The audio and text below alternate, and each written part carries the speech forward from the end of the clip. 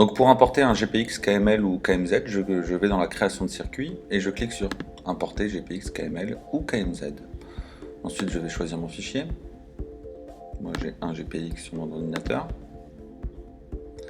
Je vais sélectionner la langue du fichier s'il y a du texte dedans et ensuite je vais lui dire si je veux qu'il garde les données pour le titre et la description du circuit.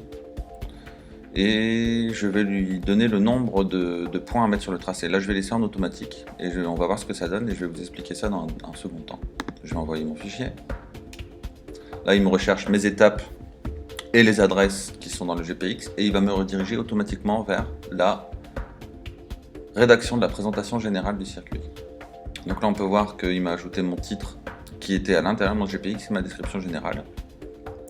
Je vais pouvoir lui ajouter des informations complémentaires comme les moyens de locomotion, la durée, la difficulté.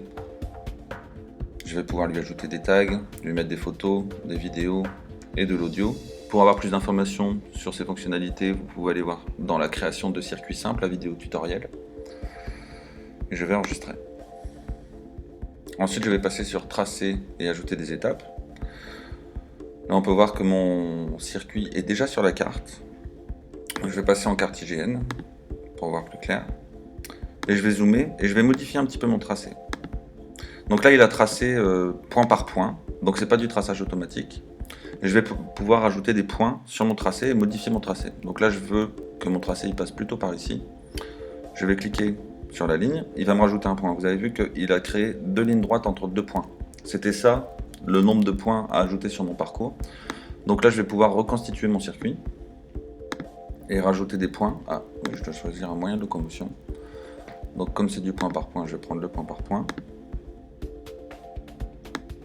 Voilà. On va rajouter des points à volonté. Ah non, celui-là, c'était pas le bon. Voilà.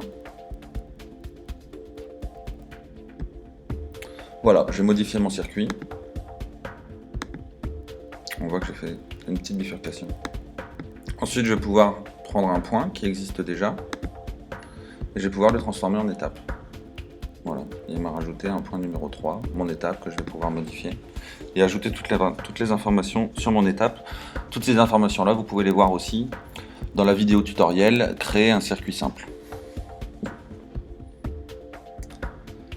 J'enregistre ma modification.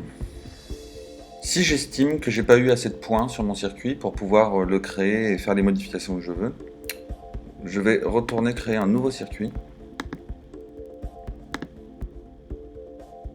Je vais réimporter mon GPX. Je vais choisir mon fichier.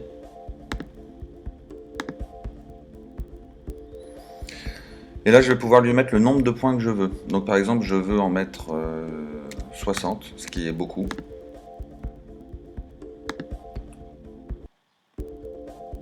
Voilà, il recherche toujours mes étapes. Je vais passer dans la description générale que je vous ai montré tout à l'heure. On va aller directement dans tracer les étapes. Et vous voyez que là, il m'a rajouté beaucoup plus de points. En fait, il m'en a rajouté 60. Et pour modifier mon point, pour modifier mon circuit comme tout à l'heure, il m'a déjà rajouté un point entre les deux. Et donc, je vais pouvoir le modifier plus facilement. Après, j'ai toujours l'occasion de rajouter des points pour modifier mon circuit.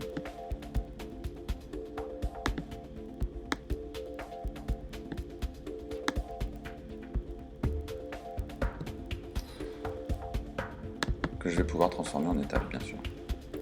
Voilà pour l'importation de GPX.